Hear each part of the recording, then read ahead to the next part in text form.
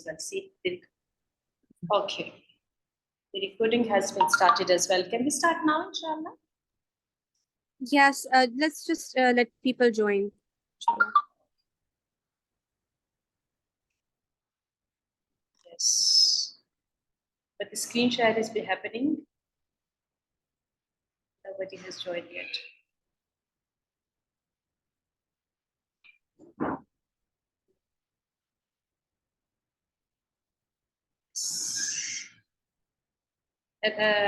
Rabi, did you send the link on the page, Facebook page?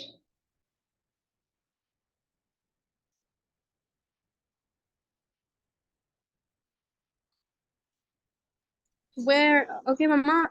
Everybody's starting. Kindly send the link on Islamic Institute's official page, Al Kitab 21's official page, and the Sayyidat Global page. Have you?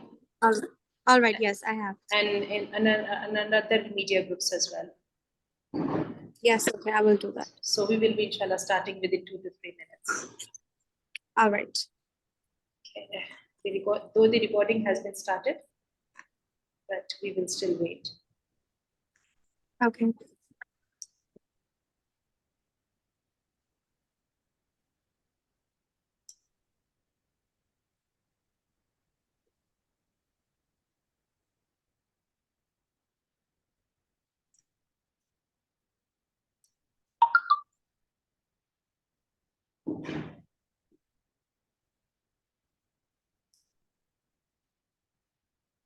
Yeah.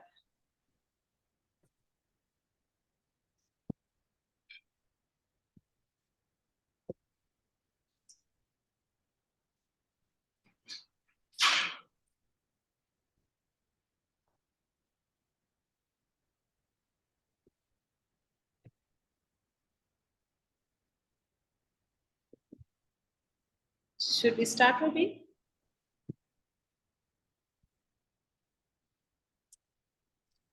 Yes, please start. Okay. And people will keep joining, and you can take them, right? Yes. Okay. Inshallah. So we should start without further ado because we already have up to the time now. All right. Alhamdulillah Rabbil Alameen wassalatu wassalamu ala sayyidil anbiya wal mursaleen. तो बितौफीक़िल्लाह बिरहमतिल्लाह हम start करने लगे हैं हदीस की एक बहुत अहम किताब जिसका नाम है सिलसिलतुल अहादीस उस-सहीहा। ये किताब जो है आजकल की किताबों में इसको समझा जाता है कि ये हदीस पर हुआ हुआ बिल्कुल जदीद काम है।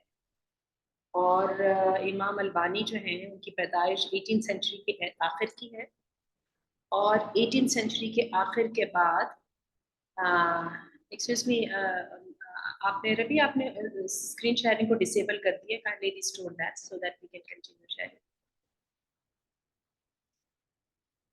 Okay, thank you. तो ये जो हमने इस दफ़ा इस कोर्स का हमने जो आगाज़ किया है करने के लिए वो हमने इस हदीस की किताब को चुना है। तो लाइए ज़रा इसका आगाज़ करते हैं अल्लाह के पाक नाम के साथ। सबसे पहली बात ये है कि हमारी आज का जो हमारा टॉपिक है या हमारा जो आज का पहला सेशन है, इस सेशन की ये अहमियत है कि हमने इसमें 3-4 सवाल जो हैं वो रेज़ किए हैं और ये जो 3-4 सवाल हैं ये हमने इन्हीं के ऊपर आज हम गुफ्तगू करेंगे। ये हमारा काइंड ऑफ इंट्रोडक्टरी सेशन है। तो ज़रा देखिएगा कि सबसे पहले मैंने इसमें 3-4 पॉइंट्स निकाले हैं। नंबर 1 पॉइंट ये है कि हदीस पढ़ने की क्या अहमियत और ज़रूरत है। नंबर 2, हदीस की हुज्जियत पर एतराज़ किए जाते हैं तो उनकी क्या हकीकत है, क्या वाकई कुरान की मौजूदगी में हदीस की कोई ज़रूरत नहीं। और नंबर 3 पे हदीस की किताबें कैसे वजूद में आई। ठीक है, यानी आज जो हमारे पास है बुखारी है, मुस्लिम है या हमारे पास हैं उसका क्या नाम है अपने मिशकात शरीफ है जिनसे लोग बड़ी अच्छी तरह वाकिफ़ हैं, ये कैसे बनी और इसमें हमें कैसे पता चला कि इसमें सारी जो अहादीस है वो सही हैं। इसी तरह हमारे पास एक और है पॉइंट है वो ये है कि इमाम अलबानी जी की किताब को हमने पढ़ने के लिए निकाला है। इस किताब की क्या अहमियत है, इसका थोड़ा सा इंट्रोडक्शन होगा। और सबसे जो आखिरी बात है जो सबसे इम्पोर्टेंट है वो ये है کہ جو ہمارا اس کورس کا طریقہ کار کیا ہوگا، یعنی ہم نے کیسے اس کو پڑھنا ہے. ٹھیک ہے، تو چلیے جی سب سے پہلے اسٹارٹ لیتے ہیں ہمارے پہلے پوائنٹ سے. اور کبھی اینی پرابلم ہو تو please keep letting me know through the group, اور انشاءاللہ دیکھتے ہیں. سب سے پہلی بات یہ ہے کہ حدیث کے پڑھنے کی کیا اہمیت اور ضرورت ہے، یہ ہمارا پہلا کوشچن ہے. بات یہ ہے کہ قرآن مجید جو ہے وہ ہمارے پاس اللہ کی کتاب موجود ہے. ٹھیک ہے، لیکن قرآن مجید جو ہے یہ تو صرف ایک تھیوری کی کتاب ہے. اس تھیوری کو پریکٹس کیسے کرنا ہے، اس کے لیے اللہ نے جو ہے انسان رسول بھیجا تھا. اور ہم سب کو پتہ ہے نا، وہاں پر اعتراضات ہوتے تھے، انسانوں کو کیوں رسول بنا دیا، انسان کو کیوں رسول بنا دیا، فرشتہ کیوں نہیں بنایا، ایسا کیوں نہیں ہوا، جن کیوں نہیں ہوا، یہ نہیں ہوا، وہ نہیں ہوا. بات سیدھی سی یہ ہے، اس کتاب کو پریکٹس کر کے دکھانا تھا. اور وہ جو پریکٹس کر کے دکھانا تھا اس کے لیے طریقہ کار ایک ہی ہے، اور وہ طریقہ کار یہی ہے کہ جو ہے ایک انسان باقاعدہ وہ لکھے ہوئے کو پورا عمل کر کے دکھا دے. ہم کیا اس کو بولتے ہیں اپنی زبان میں، ڈیمو دینا. تو ڈیمانسٹریشن اگر ہم اس کی وہ دیتے رہیں، ایک دیتا رہے گا انسان، تو پتہ چل جائے گا کہ کام کو کیسے کرنا ہے. یہی وجہ ہے کہ قرآن مجید کی اتنی کمپریہنسو کتاب ہونے کے باوجود ہمیں یہ تک پتہ نہیں ہے کہ قرآن مجید میں نمازوں کا ٹائم کیا ہے، جو اسلام کا سب سے اہم حکم ہے. پھر نمازوں کی رکھتے ہیں، ان کے اندر پڑھنا کیا، ان سب چیزوں کا تو تصور بھی نہیں قرآن مجید سے کیا جا سکتا. اور یہ بھی میں آپ کو بتا دوں کہ اللہ تعالیٰ نے جب قرآن مجید کی تنزیل کا ذکر کیا تھا تو اللہ تعالیٰ نے صاف کہہ دیا تھا کہ ہم اس قرآن کے ساتھ بیان بھی نازل کر رہے ہیں. بیان کا مطلب کیا ہے، اس کتاب کی تشریح. اور وہ تشریح کیا تھی، وہ نبی کریم صلی اللہ علیہ وسلم کی ذات تھی. اور آپ کو میں بتاؤں کہ اگر کسی طرح ہم سنت کو یا حدیث کو نکال دیتے ہیں نا پڑھنے سے، اس کے ساتھ جو ہمیں رزلٹ سامنے آتا ہے وہ بہت ہی خوفناک اور بیوقوفانہ سا ایک رزلٹ سامنے آتا ہے. ایک ایسا دین جس کے اندر نہ ہڈیاں ہیں نہ اسکیلیٹن ہے، صرف اور صرف بس ایک جو ہے نا وہ ایک ویگ سا شکل ہے. یہی وجہ ہے ہم سنت پہ عمل کرنے کی کوشش کرتے ہیں، ہم سنت کو سٹارٹ کرتے ہیں تو ہوتا کیا ہے کہ ایک دم شکل بننے لگ جاتی ہے. مسلمان ایسا ہوتا ہے، مسلمان کو ایسا کرنا چاہیے، مسلمان کے ایسے تعلقات ہوتے ہیں، اس کے کاروبار ایسے ہوتے ہیں، اس کے لوگوں کے ساتھ تعلقات ایسے ہوتے ہیں، اس کی شکل ڈھال ایسی ہوتی ہے وغیرہ. یہ ساری چیزیں جو ہے نا حدیث کے ساتھ ہوتی ہیں. تو یہی وجہ ہے کہ حدیث کی اہمیت اتنی زیادہ ہے کہ اس کے لیے بڑی سادہ سی اور چھوٹی سی بات ہے، وہ یہ ہے کہ جو قرآن مجید ہے وہ اٹسیلف حدیث ہے. جس زبان میں ہمیں یہ بتایا تھا کہ یہ اللہ نے نازل کیا ہے اور یہ سورۃ الفاتحہ ہے اور یہ سورۃ البقرہ ہے اور یہ ہے اور یہ فلاں ہے، اسی اللہ نے تو ہمیں بتایا نا کہ اللہ کے رسول صلی اللہ علیہ وسلم کی ذات کے جو احکامات پہ عمل کرنا ہے. وما آتیتم الرسول فخذوہ وما نہاکم عنہ فانتہوا وما نہاکم عنہ فانتہوا. تو یہ جو ہے کہ یعنی جو تمہیں رسول دے دے وہ لے لو، اور جس سے تمہیں رسول منع کر دے اس سے رک جاؤ. تو اصل بات ہی ساری یہ ہے. تو یہ جو ہے نا یہ ہے حدیث کے پڑھنے کی اہمیت. اور یہ بھی میں آپ کو بتا دوں، اللہ کے رسول صلی اللہ علیہ وسلم نے کہا کہ میں تم میں 2 چیزیں چھوڑے جا رہا ہوں، اگر تم ان پر عمل کرتے رہو گے تو کبھی گمراہ نہیں ہوگے. ایک اللہ کی کتاب اور ایک اس کی سنت کی حیثیت. تو بات یہ ہے کہ سنت کے بغیر تو کتاب کی سمجھ ہی نہیں آ سکتی، کتاب کی کوئی پتہ ہی نہیں چلتا. اور اللہ نے ایک بہت لمبا چوڑا جو ہے سسٹم میکانزم کریٹ کیا جس میں رسول کو بھیجا، اس کے صحابی ہوئے، پھر اس کے بعد ان سب کی باتوں کو محفوظ کیا گیا، اور آج ہم کہتے ہیں جی دین محفوظ ہے اللہ کی کتاب میں کی صورت میں اور حدیث کی صورت میں. اب آئیے ہمارے دوسرے پوائنٹ کے اوپر کہ حدیث کی حجیت پر اعتراض کیے جاتے ہیں، ان کی کیا حقیقت ہے، کیا واقعی قرآن کی موجودگی میں حدیث کی کوئی ضرورت نہیں. آپ کو میں عجیب بات بتاؤں، آج کے پڑھے لکھے دور کا ایک بہت بڑا فتنہ ہے، اور وہ یہ کہ بس قرآن کافی ہے، حدیث کی ضرورت نہیں. اور مزے کی بات یہ کہ یہ فتنہ آیا بھلا کہاں سے ہے، یہ آیا ہے عیسائی انٹلیکچوئلس کی طرف سے. جس زمانے میں مسلمانوں کی عیسائیوں کے ساتھ جنگ چل رہی تھی، چل تو آج بھی رہی ہے، اس زمانے میں جو ہے ان کے جو انٹلیکچوئلس تھے انہوں نے کام کیا کیا کہ انہوں نے یہ بات کہ اس دین کی شکل ختم کرنے کے لیے، اسٹرکچر اور فارم کو ختم کرنے کے لیے انہوں نے کیا کام کیا کہ انہوں نے کہا کہ صرف قرآن کافی ہے، حدیث کی کوئی ضرورت نہیں، کیونکہ حدیث کے اندر یہ فلاز ہیں. 2 فلاز کا انہوں نے ذکر کیا. اور عجیب بات یہ ہے، یہ اورینٹیلز یعنی مستشرقین نے یہ اعتراضات کیے تھے، اور آج بھی وہی اعتراضات ہیں. بلکہ آپ نے یہ بات نوٹ کی ہے کہ آج بھی جو ہے سٹارٹ کہاں سے ہوا تھا اسلام کی جڑیں کاٹنا، जब वो तौहीन अमेज़ खाके बनाए गए थे। और ये तौहीन अमेज़ खाके पता है कब बने थे? ये बने थे शायद डेनमार्क में बने थे 2005 में, बल्कि 2003 में बने थे और 2005 में ये दुनिया के सामने आए थे। यानी अल्लाह के रसूल सल्लल्लाहु अलैहि वसल्लम की जो है ना वो तौहीन, नामूस रिसालत की तौहीन, यही वजह है कि नबी करीम सल्लल्लाहु अलैहि वसल्लम की ज़ात की तौहीन की सज़ा इतनी ज़्यादा है, क्योंकि अगर अल्लाह के रसूल की ज़ात को ख़त्म कर दिया जाता है तो इस्लाम टेक्निकली खुद ही ख़त्म हो जाता है, लॉजिकली उसकी कोई आउटकम बाकी नहीं रहता।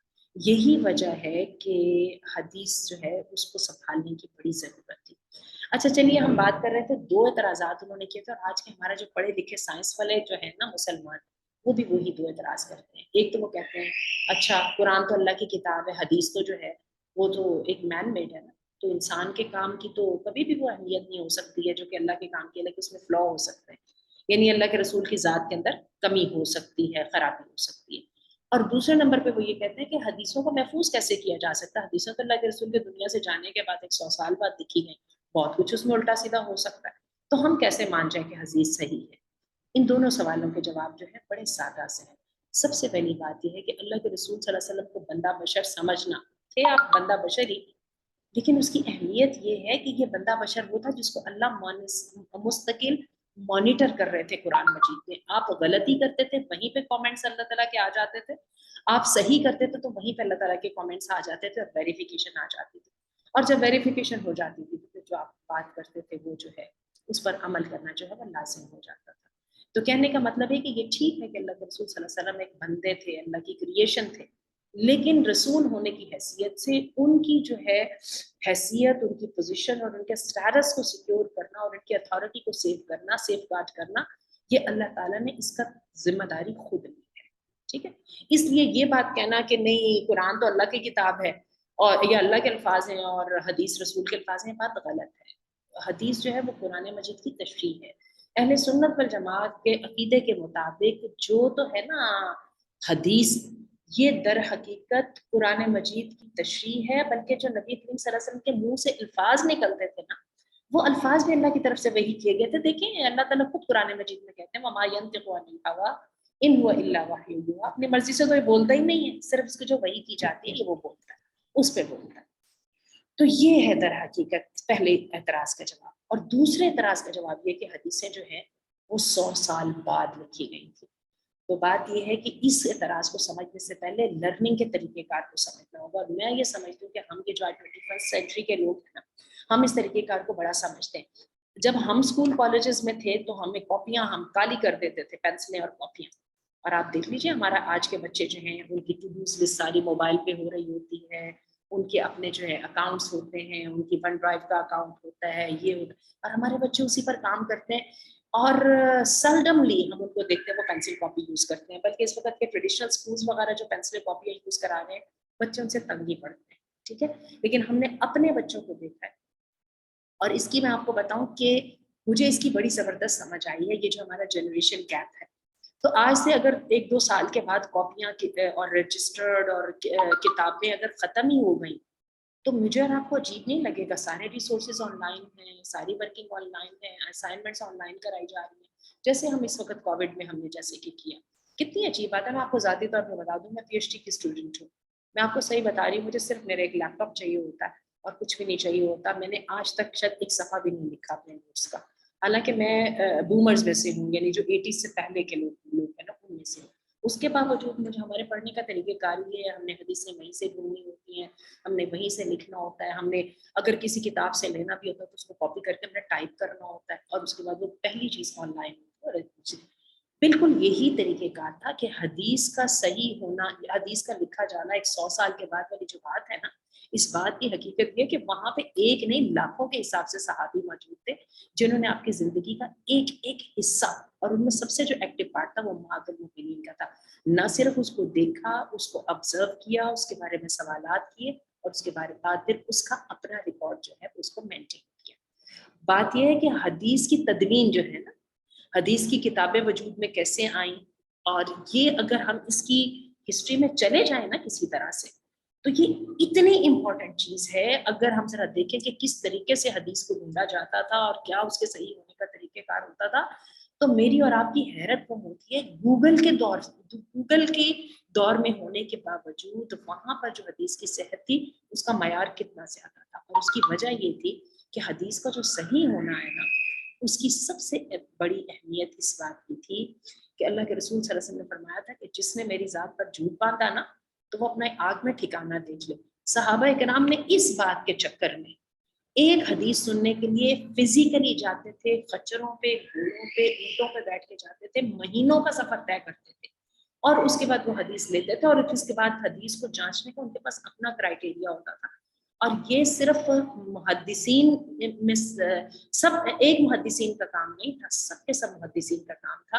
اور کیا ہے امام بخاری کی میں آپ کو بات بتاؤں کہ ان کے پاس لاکھوں کے حساب سے ان کو حدیثیں یاد تھی، جبکہ انہوں نے اپنی صحیح البخاری میں صرف 4000 حدیثیں لکھی ہیں، کیونکہ امام بخاری وہ پہلے شخص تھے جنہوں نے باقاعدہ ایک سسٹم انوینٹ کیا تھا جس کے مطابق حدیث کی اتھارٹی کو جانچا جاتا تھا، حدیث کی اتھارٹی کو جو ہے وہ جانچنے کے بعد اس کو پلیس کیا جاتا تھا، کیٹیگرائز کیا جاتا تھا، اور کیٹیگرائز کرنے کے بعد کیا ہوتا تھا کہ وہ جو ہے پھر جا کے کہا جاتا تھا کہ اب امام بخاری اب مطمئن ہے کہ یہ حدیث ڈال دی۔ امام بخاری کے قریبی امام مسلم تھے، اور یہی وجہ ہے کہ ہمیں پتہ ہے کہ قرآن مجید کے بعد صحیح ترین کتاب جو ہے وہ بخاری شریف کو کہا جاتا ہے۔ تھوڑی سی میں آپ کو جو ہے نا ایک یا دو درس کی میں شرطیں آپ کو بتا دوں تو ہماری صرف حیرت گم ہو جائے گی۔ وہ ہے وہ اس بنا پہ ایک حدیث کو جانچنے کا کہ یہ صحیح ہے یا نہیں ہے، اس کا طریقہ کار بالکل یہ ہوتا ہے جیسے میں آج آپ کو ایک حدیث بتا رہی ہوں نا، تو آپ کہیں گے کہ ہم نے سسٹر آسیہ مدنی سے یہ سنا تھا، اور سسٹر آسیہ مدنی نے اپنی فلاں استاد سے یہ سنا تھا۔ میرے اگر استاد تھے فواد بھٹوی صاحب، فواد بھٹوی صاحب نے فلاں استاد سے سنا تھا، مدینہ یونیورسٹی میں کوئی استاد ہوں گے، ان استاد نے فلاں استاد سے یہ سنا تھا، کرتے کرتے یہ جو چین کا لنک ہے یہ نبی کریم صلی اللہ علیہ وسلم تک جانا ہے۔ انہوں نے فلاں صحابی سے سنا تھا، فلاں صحابی نے خود اللہ کے رسول صلی اللہ علیہ وسلم سے سنا تھا۔ تو اس کو کہتے ہیں سلسلہ، یعنی چین۔ یہ جو چین ہے نا یہ اللہ کے رسول تک جانا ضروری ہے، اور اگر آپ اس کا حساب لگائیں تو ایک صدی کے اندر اگر 4 نسلیں آتی ہیں، 25 سال میں ایک نسل بدل جاتی ہے نا، ایک صدی کے اندر 4 لنکس بنتے ہیں، تو 14 صدیوں کے اندر کتنے لنکس بنیں گے؟ 14 صدیوں کے اندر اب اس کو 4 کے ساتھ ملٹیپلائی کر لیں تو کہاں پہ بات جائے گی؟ سمجھ رہے ہیں نا آپ؟ تو یہ لنکس جو ہے نا یہ جڑے رہیں گے، اور اچھی بات ہے ہر لنک کے اندر 2 بندے ہونا ضروری ہے، صرف آسیہ مدنی نہیں، آسیہ مدنی کے ساتھ ایک اور بندہ ہوگا تو اتھارٹی بنے گی۔ اسی طرح آسیہ مدنی نے جن لوگوں سے سنا وہ بھی ایک بندہ نہیں 2 بندے ہوں گے تو اتھارٹی بنے گی، اور یہ لنک ٹوٹا نہیں ہوگا۔ اور پھر جو بندہ ہے اس لنک میں نیریٹ کرنے والا، مثلا آسیہ مدنی ہے یہاں پہ، تو آسیہ مدنی کے کیریکٹر کو سب سے پہلے دیکھا جائے گا، بندہ ایماندار ہے کہ نہیں ایماندار۔ دوسرے نمبر پر آسیہ مدنی جو ہے ویل ورسڈ بھی ہے کہ نہیں ہے، کوئی حدیث کے علم سے بھی واقف ہے کہ نہیں ہے۔ اور تیسرے نمبر پہ یہ ہے آسیہ مدنی کا دماغ ٹھیک ہے، اس کی کئی خاندان میں کوئی ایسا مسئلہ تو نہیں ہے کہ ان لوگوں کو جو بات کرتے ہیں اس کی سمجھ نہیں آتی ہے، یا ان لوگوں کی جو ہے نا ان کو غبن کرنے کی عادت ہے، یا ان کو دھوکہ دینے کی عادت ہے، کہ یہ بات کو ایسے توڑتے موڑتے کہ بال کی شکل نہیں بنتی۔ آپ امیجن کریں گے کہ یہ احادیث کے لیے اصول بنائے گئے، اور ایک ایک چھوٹی سے چھوٹی حدیث کو اس کے اوپر پرکھا جاتا، جو تو اس کے اوپر آ جاتی پوری متواتر حدیث کے اندر اس کو اس میں ڈال دیا جاتا۔ حدیث کی مینلی 4 قسمیں ہیں، ٹھیک ہے؟ ایک ہے حدیث متواتر یا صحیح حدیث، دوسری ہے حدیث حسن، اور تیسری ہے حدیث ضعیف۔ 3 ہیں، ہم نے 3 بنائے۔ اچھا جی، میں یہ سمپلیفائی کر رہی ہوں۔ حدیث صحیح وہ والی ہے جس میں ساری شرطیں پوری ہو جاتی ہیں جو میں نے بھی آپ کو بتائی ہیں، اور قرآن مجید صحیح حدیث کے اوپر ہے، ٹھیک ہے؟ قرآن مجید کی کوئی آیت اگر کسی حدیث کی دوسری کیٹیگری میں جائے گی نا تو ہم فوراً اس کے بارے میں پریشان ہو جائیں گے۔ تو قرآن مجید صحیح حدیث پر مبنی ہے۔ اس کے بعد صحیح حدیث حسن وہ ہوتی ہے جس میں زیادہ تر شرطیں پوری ہو رہی ہیں لیکن ایک تو کم بھی ہیں، اور حدیث ضعیف ہوتی ہے جس میں کم شرطیں پوری ہو رہی ہیں، جس میں کم شرطیں پوری ہو رہی ہیں اور زیادہ تر جو ہے نا وہ نہیں پوری ہو رہی، اس کو حدیث ضعیف کہا جاتا ہے۔ اچھا، اب یہ حدیث ضعیف کی الگ کتابیں ہیں، حدیث حسن کی الگ کتابیں ہیں، حدیث صحیح کی الگ کتابیں ہیں۔ جو امام مسلم اور امام بخاری کی جو کتاب ہے نا، صحیح مسلم اور صحیح بخاری، آپ کو سمجھ آئی اب بات کی کہ ان کا نام کیسے آیا؟ اچھا، میں زیادہ تفصیل میں اس لیے نہیں جاتی کیونکہ ہمارا آج کا ٹاپک جو ہے وہ حدیث کے علم سے واقفیت کا نہیں ہے، لیکن میں آپ کو یہ اندازہ ضرور کرانا چاہتی ہوں کہ حدیث جو ہے وہ صحیح ہونے کا جانچنے کا طریقہ کار اس گوگل کے دور میں کتنا مشکل ہے. ہم سب کو پتا ہے کہ گوگل پہ سب کچھ ملا ہوتا ہے, ملا جلا ہوتا ہے, اور اس کے اندر سے صحیح چیز ڈھونڈنا کتنا مشکل ہوتا ہے. اور اس زمانے میں محدثین اکرام, محدثین کہتے ہیں جو شخص حدیث سائنس کے ساتھ یا حدیث ورکنگ کے ساتھ وابستہ ہوتا ہے, انہوں نے یہ ساری محنت کی. اور کچھ امیجن اس کی 98-99% انہوں نے کام کر دیا تھا. آج جو ہم بیٹھے ہیں نا, ہمارے پاس پکی پکائی کھیر کھا رہے ہیں ہم. اچھا ہوتا کیا تھا, اتنی سی حدیث ہوتی تھی نا, انما الاعمال بالنیات, اس کے پیچھے پورے ایک پیراگراف کے لوگوں کے نام ہوتے تھے کہ فلاں نے فلاں سے سنا, فلاں نے فلاں سے سنا, فلاں نے فلاں سے سنا. اور محدثین کو اصل وہ نام اور وہ چین کو کریکٹ آرڈر میں یاد کرنے کی ضرورت ہوتی تھی. اور پھر کیا ہوتا تھا, پھر اینڈ پہ جا کے آ جاتا تھا کہ ہاں عمر بن الخطاب نے نبی کریم صلی اللہ علیہ وسلم سے سنا اور اللہ کے رسول فرما رہے تھے کہ اعمال کا دار و مدار نیت ہوتا ہے. اور یوں کر کے جو ہے نا یہ حدیثیں ہمارے سامنے آئیں. اچھا جو ان میں سے جو بہترین 6 کتابیں تھیں ان کا نام تو صحیح ستہ ہے. مشکات شریف بہت زیادہ مشہور ہے اپنے فائدے کے اعتبار سے. مشکات شریف کے جو صاحب ہیں نا امام الخطیب, انہوں نے کیا کام کیا کہ انہوں نے اپنی ایک ہی وہ ٹاپک لیتے ہیں, فرض کریں کتاب الصلاۃ لے لیتے ہیں, ان میں سے ایک جو اپنا وہ باب ہے نا اس کو صحیح مسلم اور صحیح بخاری کی حدیثوں پہ ڈال دیتے ہیں, دوسری میں امام ترمذی کی حدیثیں لے آتے ہیں, تیسری میں اور طرح کا لے آتے ہیں. یعنی وہ ایک ہی مسئلے سے متعلق اس کے تینوں سٹینڈرڈز کو ذکر کر دیتے ہیں. یہی وجہ ہے کہ مشکات شریف ایک بڑی اہم کتاب ہے, اور جو بندہ واقعی مشکات شریف پڑھ لیتا ہے وہ کائنڈ آف صحیح ستہ کو کور کر جاتا ہے. چلیے ہم آگے چلتے ہیں, کیونکہ ہم تو مشکات شریف نہیں پڑھے, ہم تو امام ناصر الدین البانی کی کتاب سلسلۃ الاحادیث الصحیحہ پڑھنے لگے. امام البانی جو ہے نا وہ کون تھے, یہ ہمارا چوتھا پوائنٹ ہے. امام البانی بالکل میرے اور آپ کے دور کے ساتھی ہیں ہمارے. یہ 18ویں صدی کے اینڈ پہ پیدا ہوئے تھے, جس زمانے میں ہمارے علامہ اقبال اور محمد علی جناح پیدا ہوئے, اور اس کے بعد تھے یہ سیریا البانیہ کے تھے. ٹھیک ہے, میں نے یہ سارے نوٹس بھی یہاں پہ دیے ہیں, یہ سب چیزیں جو ہے میں نے دی انشاءاللہ, کیونکہ میرا ارادہ ہے کہ ہم اس میں اپنا وہ رکھیں گے, کوئزز وغیرہ بھی لیں گے, تو جو ہے اسی لیے میں نے یہ ساری باتیں یہاں پہ ذکر بھی کر دی. ٹھیک ہے, یہ دیکھیے امام البانی کے بارے میں نے لکھا ہے. تو بات یہ ہے کہ یہ امام البانی جو ہے یہ فتنہ کے ڈر میں بڑے حالات خراب تھے, تو یہ شام میں منتقل ہوئے. شام میں وہاں پر ایک علم حدیث کا کام بہت ہو رہا تھا, تو جو علامہ ناصر الدین جو تھے وہ بڑے متاثر ہوئے اور انہوں نے اپنی زندگی اس میں لگا دی. اچھا اس کے بعد جب یونیورسٹی آف مدینہ منورہ بنی ہے نا, جامعہ اسلامیہ مدینہ منورہ, اور آج میں یہاں پر الحمدللہ بیٹھی ہوں, اور میں بیٹی اور داماد کے ساتھ کے گھر میں رہتی ہوں, اور میرے داماد جو مدینہ یونیورسٹی کے اسٹوڈنٹ ہیں, اور یہ مدینہ یونیورسٹی کا دروازہ قریب ہے, اللہ کے رسول کی جو ہے روزے کے بالکل ساتھ. اور کیا ہے کہ وہاں پر جو ہے نا اتنے جو دین کا علم سکھایا جا رہا ہے, اس عظیم الشان یونیورسٹی کے بانیوں میں علامہ ناصر الدین البانی بھی تھے, شیخ ابن باز بھی تھے. اچھا اب یہ ہے کہ انہوں نے علامہ ناصر الدین بانی کے علمی کارنامے بہت لمبے چوڑے ہیں, عجیب بات ہے, گھڑی ساز تھے یہ. ٹھیک ہے, اور اس دور کے بندے تھے, اور ان کی ڈیتھ جو ہے نا میرا خیال ہے یہی 90s کے اینڈ پہ ہوئی ہے. مجھے اچھی طرح ان کی ڈیتھ کا ڈے بھی یاد ہے, اس وقت ذہن میں نہیں آ رہا. مجھے لگ رہا ہے نہیں, علامہ ابن باز جو تھے نا, عبدالعزیز ابن باز, ان کی تو ڈیتھ اس دن ہوئی تھی جس دن ہمارے یہاں نور جہاں وہ جو سنگر تھی ان کی ڈیتھ ہوئی. علامہ ناصر الدین البانی کی بھی کہیں آس پاس ہے, میں ڈھونڈ لوں گی, لیکن ان کا بھی کہیں اسی وقت ہی ہے. ٹھیک ہے, تو ہوا کیا, یہ دیکھیے نا علامہ کی وفات 1420 میں ہوئی, اس وقت 1445 ہے, یعنی آج سے 25 سال پہلے. تو وہی کوئی وہی 98-97 کی بات ہے جب ان کی ڈیتھ ہوئی ہے. یعنی انہوں نے یہ جو زندگی ہے ہم جیسے لوگوں کے ساتھ گزاری ہے. ٹھیک ہے, اور ان کا سب سے بڑا کارنامہ یہ ہے, انہوں نے نبی کریم صلی اللہ علیہ وسلم کی احادیث کے ذخیرے میں غوطہ ہو کر دوبارہ سے ان کو صحت اور ذوق کے اعتبار سے تقسیم کیا ہے. اور اس کے بعد پھر انہوں نے ایک ان کی کتاب ہے سلسلۃ الاحادیث الصحیحہ, جن حدیث کو انہوں نے صحیح جانا اپنی تحقیق کے بعد ان کو انہوں نے صحیحہ کے نام سے ڈال دیا. ان کی ایک اور کتاب ہے, اس کا نام ہے سلسلۃ الاحادیث الضعیفہ. پھر وہ جن احادیث کے بارے میں یہ مطمئن نہیں ہوئے, انہوں نے اس کو ایک اور کتاب میں ڈال دیا, اس کا نام سلسلۃ الاحادیث الضعیفہ ہے. ٹھیک ہے, آپ لوگ پلیز اپنے کوشچن ضرور پوچھیے گا. میں اس لیے جان کے ان کا آنسر نہیں دے رہی ہوں کہ ہمارا آج کا ٹاپک یہ نہیں ہے, اور ہمیں وقت پر ختم کرنا. انشاءاللہ ہماری جو نئی کلاس ہے وہ جمعے کے دن ہوگی.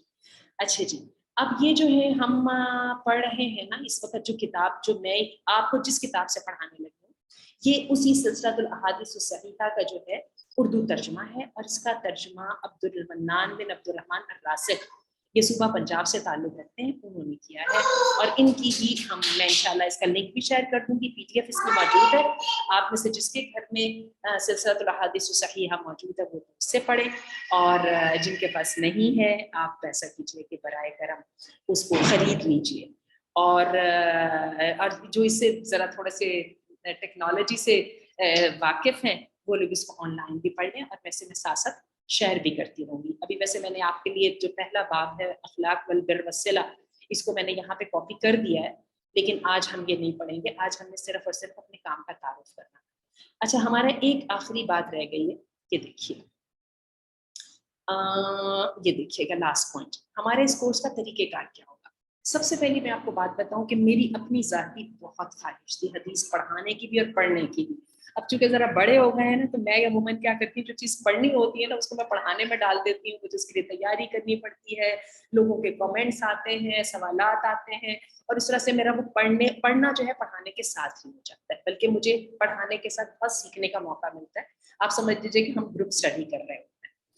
دوسری بات یہ ہے کہ یہ اتنا عظیم الشان کام ہے کہ میری جو اپنی خالہ محترمہ ام عبدالرب، انہوں نے اسلام آباد میں صحیح بخاری 9 سال میں پڑھائی ہے، تو ویسے یہ کتاب بھی اس کی بیسیکلی 3 جلدیں ہیں، میں بولا 2 جلدیں ہیں، اور میرا خیال ہے اس کے اندر بھی خاصی احادیث ہیں، تو پتہ نہیں ہمیں سال لگتا ہے 2 سال لگتے ہیں، جتنا بھی لگے اللہ تعالیٰ بس ہم سے یہ کام لے لے، اور ہماری ایک ایسی جماعت بن جائے کہ ہم نے مل کے حدیث پڑھی ہو، تاکہ ہم اللہ رب العزت کے دربار میں کھڑے ہو کے بتائیں کہ اللہ ہم نے حدیث مل کے پڑھی تھی۔ اور یہ ہے کہ ہم نے فی الحال اس کا طریقہ کار یہ رکھا ہے کہ ہمارا جو ہے بدھ کے دن اور جمعے کے دن آدھے آدھے گھنٹے کی ہم نے کلاس رکھی ہے، اللہ نے کیا ہم ایک دوسرے کے ساتھ انٹریکٹ کرتے رہیں گے، اور اس کے ٹائم کو بڑھایا بھی جا سکتا ہے، تبدیل بھی کیا جا سکتا ہے، پھر اس کے بعد کیا ہے کہ اس کو اس کا کیا نام ہے، دن بھی بڑھائے جا سکتے ہیں، آگے پیچھے بھی کیے جا سکتے ہیں، اللہ ہم سے یہ کام دے لے۔ بنیادی طریقہ کار ابھی یہی ہے جو میں نے اشتہار میں جس کا ذکر کیا ہے، اور وہ یہ ہے کہ یہ دیکھیے اشتہار ہمارے سامنے ہے کہ ہم وینسڈے اور فرائیڈیز کے دن کے 3 بجے کے ایسے ٹائم سعودی عرب کے ٹائم کے مطابق کریں گے، پاکستان کا ٹائم 2 گھنٹے آگے ہو جائے گا، دبئی کا مرحلہ 1.5 گھنٹہ شاید پیچھے ہوگا، کچھ ایسا ہوگا، قطر میں بھی ہوگا، ہم بہت اچھی طرح اپنا اس فیس بک پر نہیں چلا پائے، انشاءاللہ ہم سیدات گلوبل کے پلیٹ فارم سے آن لائن ہوتے رہیں گے، تھوڑی ہمیں ذرا ٹیکنیکلٹیز سے ہم نبٹ لیں۔ ایکچولی میں یہ یوز کر رہی ہوں میک بک، اور مجھے لگتا ہے اصل گڑبڑ ساری میک بک کی ہے، میک اس کے ایپل کی ڈیوائسز یوز کرنا بہت مشکل ہے، وہ پھر سم ٹائم جس بندے نے اسپیچ دینی ہوتی ہے اس کو جب یہ ٹیکنیکلٹیز میں الجھنا پڑے تو اور ہی گھبرا جاتا ہے۔ تو انشاءاللہ عزیز اللہ ہم سے یہ کام لے لے، ہمیں اس مقدس قافلے کا ایک حصہ بنا لے، اور ہاں جی پڑھانے کا طریقہ کار یہی ہوگا، یہ دیکھیے میں نے حدیث ذکر کی، ہم حدیثیں پڑھیں گے، ان کا ترجمہ پڑھیں گے، اور اس کے بعد ان میں سے ان کی تھوڑی سی تشریح پڑھ کے آگے چلیں گے۔ میں آپ کو ایک بات بتاؤں، حدیث جو ہے آج کی جو ہماری ایموشنل انٹیلیجنس کی دنیا، ہر بندہ کہتا ہے مجھے لائف کوچ چاہیے، ٹھیک ہے، حدیث اس کی کتاب ہے، ایموشنل انٹیلیجنس کی موسٹ پریکٹسڈ ایکسپیریمنٹڈ بک ہے، جس کا سکسیس ریٹ 100% ہے۔ آپ کو پتہ ہے نا اس بات کا کہ نبی کریم صلی اللہ علیہ وسلم کو مائیکل ہارٹ نے دنیا کے کامیاب ترین اینڈ موسٹ انفلوئنشل ترین آدمی میں سے سب سے پہلے نمبر پہ رکھا تھا، حالانکہ آپ صلی اللہ علیہ وسلم کے جو فالوورز ہیں وہ عیسائیوں کے مقابلے میں کم ہیں، سیدنا عیسیٰ علیہ السلام کو ہونا چاہیے، لیکن نہیں، نبی کریم صلی اللہ علیہ وسلم کو نمبر 1 کی جگہ دی گئی ہے، کیونکہ وجہ یہ آپ کو دنیا کا ہسٹری کا کامیاب ترین آدمی سمجھا جاتا ہے۔ تو جب ہم حدیث پڑھتے ہیں نا تو میرے اور آپ جیسا ایک انسان انہی کمزوریوں، انہی خواہشوں، انہی تمناؤں کے ساتھ ایک بندہ ہے جو دنیا میں اسٹرگل کر رہا ہے اور اللہ کے نام کے ساتھ اسٹرگل کر رہا ہے، اور اللہ اس کے جو ہے نا کردار کی پاکیزگی اور اس کی نیت کے فیض کے ساتھ اتنی بڑی انسانوں پر رحم کرتے ہیں کہ 23 سال کے اندر میں پورا عرب بدل جاتا ہے، اور اس کے بعد ودن 20 ایئرس جو ہے پوری 3 بر اعظموں پر مسلمانوں کی حکومت پھیل جاتی ہے، اور آج میں اور آپ جس 21ویں صدی کے اندر رہ رہے ہیں اس وقت مسلمان 7 بلین ہیں، بلین BILLION، اور یہ 7 بلین مسلمان جو ہیں اپنی زندگی کا ہر لمحہ उस प्यारे इंसान की जिंदगी की एक एक हरकत के मुताबिक गुजारने की कोशिश करते हैं। कोई बंदा इसको पसंद करता है, नहीं पसंद करता, जिसकी जितनी कैपेसिटी है वो उसकी जगह पे, लेकिन हर बंदे की ये कोशिश है। मेरे आपके सामने सुन्नत एक क्राइटेरिया है। जो मुसलमान होता है अगले दिन ही जनाबे वाला वो उसकी और मेरी और आपकी बातचीत और चाल ढाल एक जैसी लगने लग जाती है। तो ये है, ये सुन्नत का कमाल है। उम्मत बनती ही सुन्नत के साथ है। तो जब हमने ये हदीस इंशाल्लाह इंशाल्लाह इंशाल्लाह हम उसके उस प्यारे उस बड़े ऑनरेबल इंसान की जिंदगी के बारे में जानने लगे हैं, तो उसके साथ हमें अपनी जिंदगी का सबक मिलता है। जिंदगी के अंदर प्रोएक्टिविटी कैसी होगी, जिंदगी के मसाइल से कैसे निपटा जाएगा, जज्बात का जो ज्वार भाटा है उसको कैसे टैकल करना है, कैसे उसको न्यूट्रलाइज करना है। और सबसे बढ़ के आपको पता है शैतान इंसान को गम और डिप्रेशन एंड सिक्योरिटीज में फंसा कर ऐसी तरफ उसकी एनर्जीज लेके जाता है, बंदा रोने धोने को पसंद करता है। कुरान और उसकी कुरान का जो बयान हदीस है ये इंसान को वापस लाके सीधा करके उन कामों पे लगाती है जो करने चाहिए और जिनके साथ रिजल्ट्स आते हैं, पॉजिटिविटी। और मैं आपको बताऊं पॉजिटिव साइकोलॉजी आज की नई साइकोलॉजी है। फ्रॉइड की साइकोलॉजी अब नहीं चल रही है, पॉजिटिव साइकोलॉजी है जिसमें इंसान को अपनी स्ट्रेंथ से और अपनी वीकनेसेस से काम लेना है। और ये हमें कौन सिखाता है? ये तो हमें हदीस सिखाती है, ये हमें सुन्नत और सीरत सिखाती है। तो सुन्नत और सीरत जो है ना इस वक्त की आज के 21st सेंचुरी की सबसे बड़ी नीड है। और के बाद मैं नहीं कह रही, ये जॉर्ज बर्नेट शॉ कहता है, ये जो है मगरबी दुनिया के जो है थिंक टैंक्स कहते हैं कि इस वक्त के ज़माने के मसाइल का हल जो है वो किस में है? वो सीरत की एप्लीकेशन में है। शरीयत सीरत के बगैर कुछ नहीं है। टाइम बिल्कुल खत्म हो रहा है और हम अपनी बात को भी खत्म करेंगे इंशाअल्लाह उल अजीज। हमारी ये टेक्निकल प्रॉब्लम्स जो हैं ये हल हो जाएंगी इस नेक काम की बरकत और फैज से। अल्लाह ताला हमें इस काफले का साथी कर दे।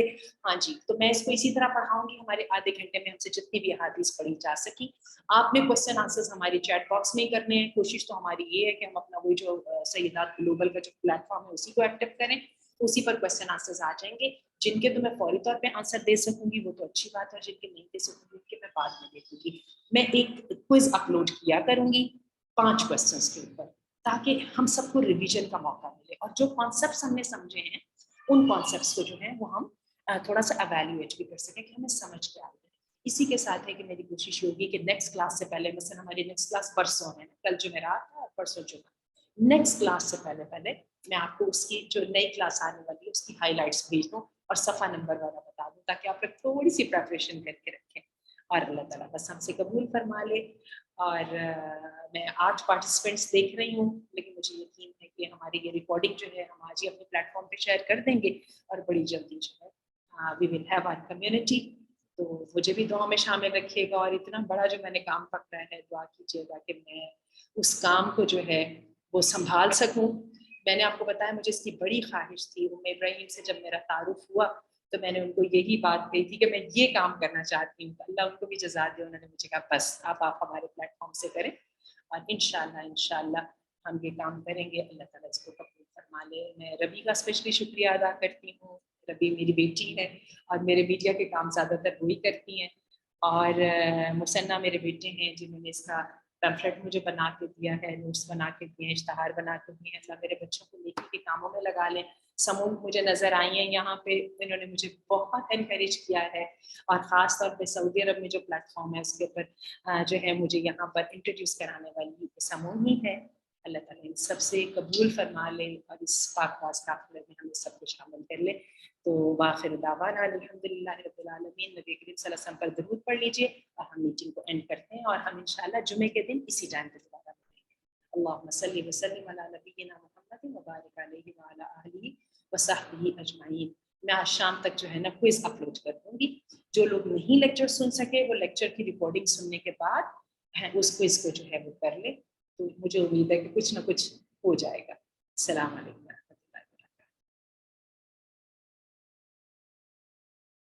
मैं मीटिंग एंड कर रही हूँ।